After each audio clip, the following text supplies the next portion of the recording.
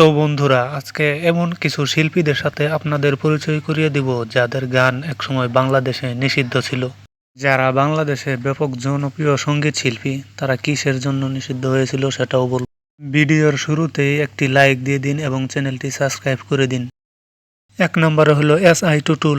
SI. Tutul একজন বাংলাদেশী গায়ক, সুরকার, গীতিকার ও অভিনয় শিল্পী। তিনি বাংলা চলচ্চিত্রেও অনেকগুলা গান গেয়েছেন। ভুল করে যদি কখনো মনে পড়ে আমার। 2 নম্বরে কনক চাপা।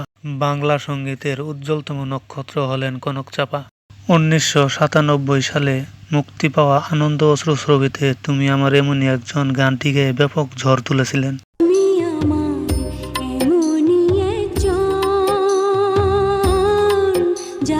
3 নম্বরে হলো আসিফ আকবর।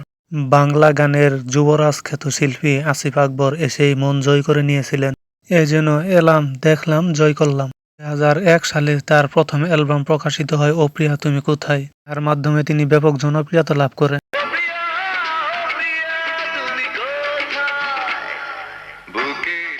আসিফ আকবরের গান কার কার ভালো লাগে অবশ্যই কমেন্ট করবেন এবং চ্যানেলটি সাবস্ক্রাইব করে দিবেন। 4 নম্বরে হলো ন্যান্সি। ন্যান্সি বাংলাদেশের একজন জনপ্রিয় কণ্ঠশিল্পী। তিনি 2010 থেকে 2016 সাল পর্যন্ত টানা 7 বার মেরিল প্রথম আলো পুরস্কার পেয়েছেন। তার বাড়ি হলো নেত্রকোনা। 5 নম্বরে হলো মনির খান। 1996 সালে তার একক অ্যালবাম তোমার কোনো দোষ নেই দিয়ে ব্যাপক ঝড় তুলেছিলেন সঙ্গীত জগতে। আজও বাংলার মাঠে ঘাটে হাটে মনির খানের গান শোনা যায় বেশ। একদিন থাকবো না আমি। 6 নম্বরে হলো বেবি নাজমিন। গানের জগতে যাকে ব্ল্যাক ডায়মন্ড শিল্পী নামেই চিনে। সারা রাত ছিল স্বপ্নের রাত। 2014 সালের পর তাকে আর কোনো স্টেজে গান গাইতে দেখা যায়নি। 7 নম্বরে হলো মৌসুমী। দেশটা তোমার বাপের নাকি করছো ছলা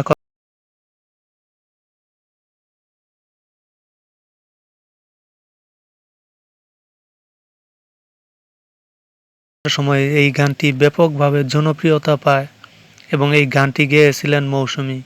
আগে তেমন জনপ্রিয়তা না থাকলেও এই একটি গানেই সে ভাইরাল হয়ে গেছে, এখন সে অনেক জনপ্রিয় একজন শিল্পী।